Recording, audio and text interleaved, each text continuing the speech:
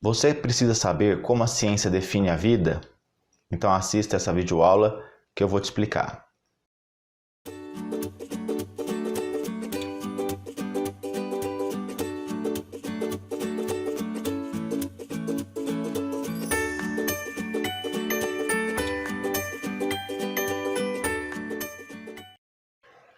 Olá, eu sou o professor Marco e essa é a primeira videoaula da Biominutos. Nessa videoaula nós vamos falar sobre um assunto básico, porém muito importante para a gente definir o que estuda a biologia.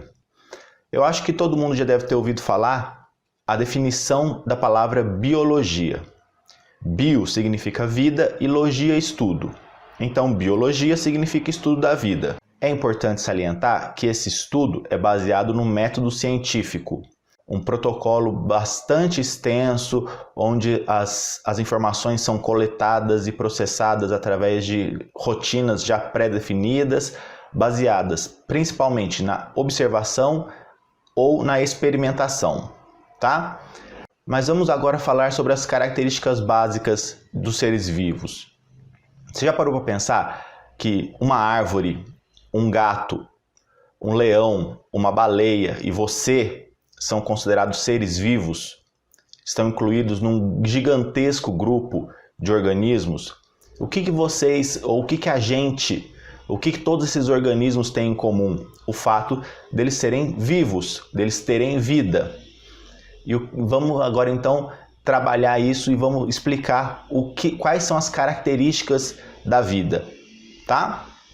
A primeira característica é a obrigatoriedade da presença de células. Como você está vendo aí no nosso esquema, os níveis de organização dos seres vivos, ele começa no átomo, passa para molécula, organelas ou organoides, células, tecidos, órgãos, sistemas e indivíduos.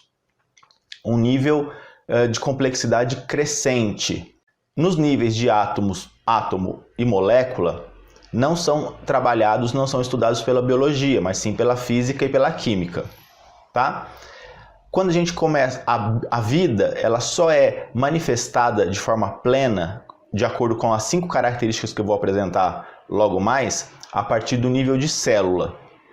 Por isso que a gente considera a célula como a unidade fundamental da vida. Existem seres vivos que são compostos por uma única célula, os seres unicelulares, as bactérias, né? E outros seres que são multi ou pluricelulares, como vegetais, fungos, animais. Então, a primeira coisa que é importante a gente saber é que a célula é a unidade fundamental da vida. Para ser considerado vivo, o ser ou o organismo precisa ser formado por pelo menos uma célula. A outra condição que define a vida é a composição química. Todos os seres vivos são compostos por substâncias químicas básicas, como água, proteínas, ácidos nucleicos, DNA ou RNA, gorduras e açúcares. Essas são as moléculas básicas. É claro que existe uma infinidade de outras substâncias, de outras moléculas, de outros elementos, mas isso é o fundamental. Todo ser vivo é composto por essas substâncias, com destaque em forma quantitativa, na quantidade, para a água, né? Sendo que cada ser vivo é formado por uma quantidade diferente de água, por uma porcentagem diferente de água, e só para ilustrar, os seres humanos podem ser formados por até 75% de água no seu corpo, do seu peso, tudo bem? Uma outra característica importante dos seres vivos é a presença de um metabolismo. Metabolismo a gente pode definir como uma série organizada de reações químicas. Em um ser vivo, a gente tem vários tipos de reações químicas, como a fotossíntese, a geração de energia, digestão. Todas elas são reações que envolvem componentes químicos e que são todas organizadas e todas realizadas de forma a manter a homeostase, o equilíbrio, a saúde do indivíduo, daquele organismo. Tudo bem? A terceira condição que caracteriza a vida é a capacidade de movimento, a excitabilidade, ou seja, todo ser vivo é capaz de responder a estímulos externos, como a luz, sons, cheiros, toques. É claro que nem todo ser vivo responde a todos esses estímulos da mesma maneira. Depende dos seus órgãos de sentido, depende da sua capacidade de detectar tais estímulos, tá? Mas a capacidade de responder aos estímulos externos é uma característica de todo ser vivo. Você pode perguntar agora, mas Marco, planta se mexe? Planta tem movimento? Sim, plantas têm movimento. Por exemplo, as plantas elas crescem sempre a partir das folhas, a partir dos caules, eles crescem sempre em direção à luz. Não é um movimento rápido. Quando eu falo movimento, eu não estou falando de movimentos rápidos, de movimentos reflexos ligeiros. É um movimento lento, que às vezes pode demorar anos para a gente poder visualizar, mas ele acontece. A outra característica fundamental de todo ser vivo é a capacidade de desenvolvimento e reprodução. Aquela velha história, todo mundo já ouviu falar que todo ser vivo nasce, cresce, reproduz e morre. De uma maneira bem sintética, bem resumida, é isso aí.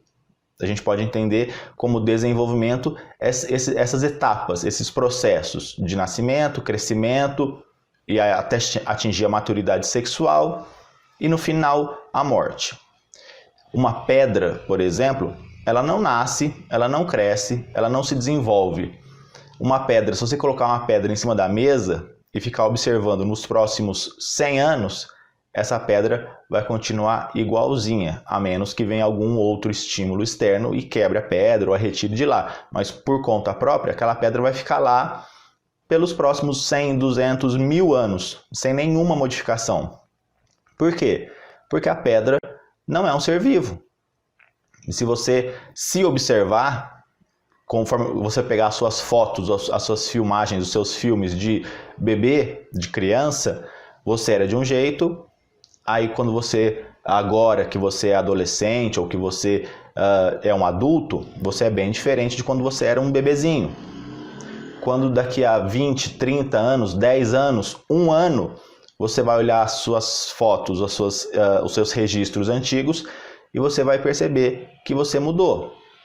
Então, por quê? Porque você é um ser vivo e está em desenvolvimento, está em constante mudança, ok? E para finalizar, a última grande característica de todo ser vivo é a sua capacidade de adaptação e evolução.